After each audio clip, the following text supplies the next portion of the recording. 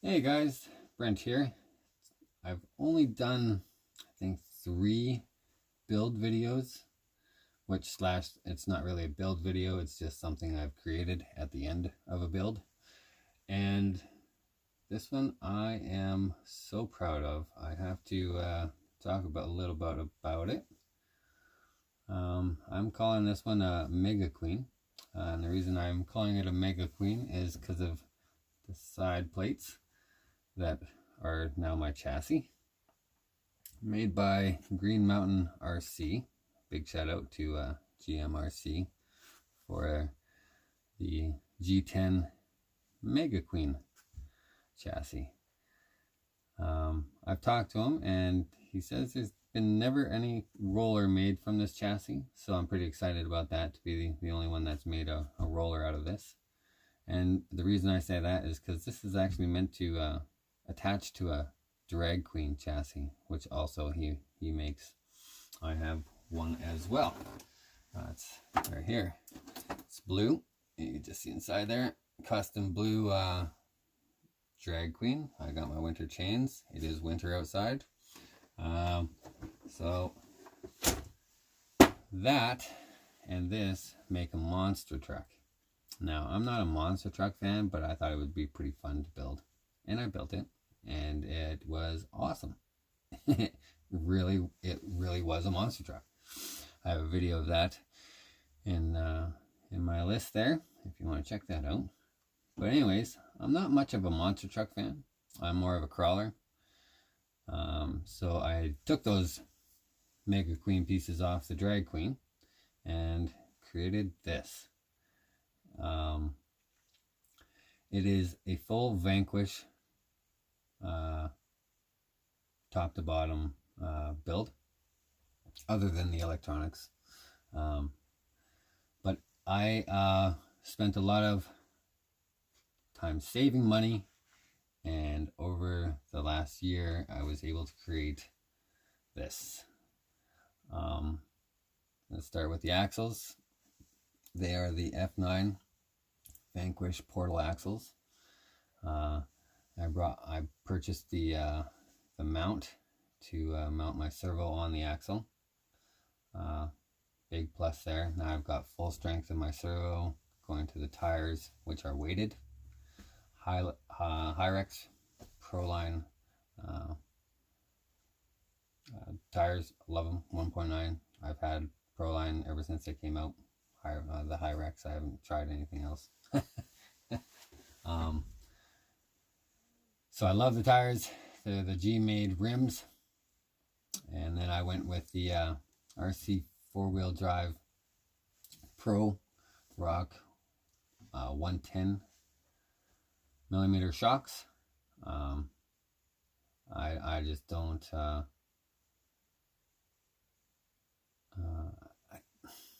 they're a good shock, but for some reason, I don't know, maybe I'm watching all the wrong videos, but they leak. And the silver stuff on the shaft is flaking off. So I really tried my due diligence in prepping these shocks after I took them out of the box, but I've had poor luck with these particular shocks. But they work still really well. They work awesome. They leak. I'm not sure what I did wrong, but you can comment in the below there and see if maybe I did something wrong on that. Anyways, long story short, Vanquish Wraith axles. They're kinked, pre-bent axles, or drive links. So picked those up from a buddy of mine. We did a nice solid trade, and I was very happy with that. And then to the center, we've got the Delrin skid plate that GMRC also cuts and sells. I have a Delrin skid plate on all my chassis because they are so smooth and they slide over everything. They're just set up for an SCX10 based transmission.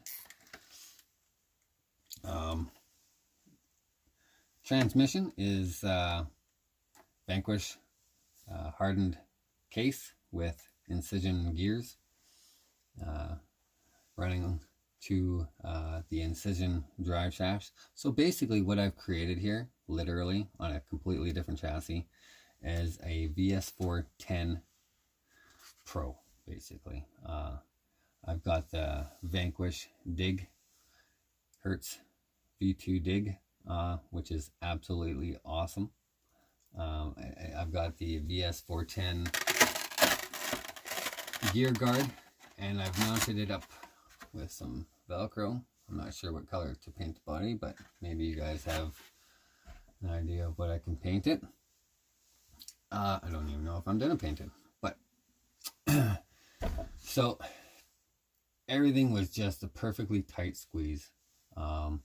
Lots of spacers. Spacers are your friends when you're dealing with flat LCG chassis.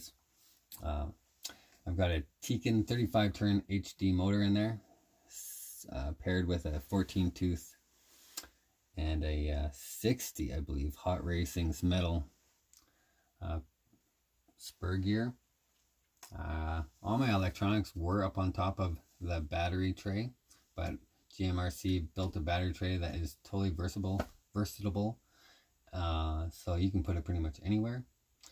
And I'm using it up here to put my receiver and power on switch. Everything was up here before, but amazingly enough, I was able to fit the 1080 amp ESC, the Castle's BEC, and all the wires tucked up right up underneath the battery tray in the rear.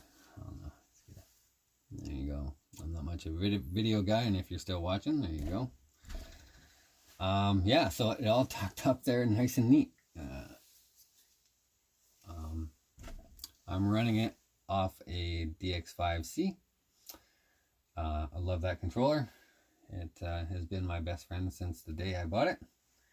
And maybe we'll just turn it on quickly here and cut this video short by 8 minutes. And maybe when the snow stops, snow stops where I live, we can take it on the rocks. But for now, I just wanted to show you guys that anything is possible if you have the passion for RC and creating your own rock buggy or rock crawler or whatever. So there's many different options I've tried. Oh, I don't even, wasn't ready for the battery part. Just give me a second if you're still watching. I run the 650s. There's just a, there we go, small little battery. There's not much room on this chassis to put a battery, so I can run it up on the servo. That's probably the best place to put it. I can run it up on top of the battery plate, which is another good place to put it. Or it just gives the top end weight a little bit more, not very much and not very heavy. The other option I have here going on is mounting it to the bottom of the shell. Now again, leave me a comment in the below to see where the best place to mount it would be in your opinion. So I'm just going to mount it there on the servo. My transmitter is on. And everything's on. So nice and slow. Love the control of the setup.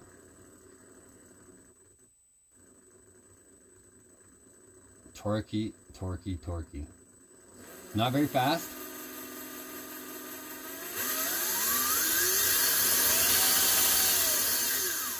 That's pretty much that. Then I have my dig on setting on the A button. So now I'm locked up. Now I'm free spinning.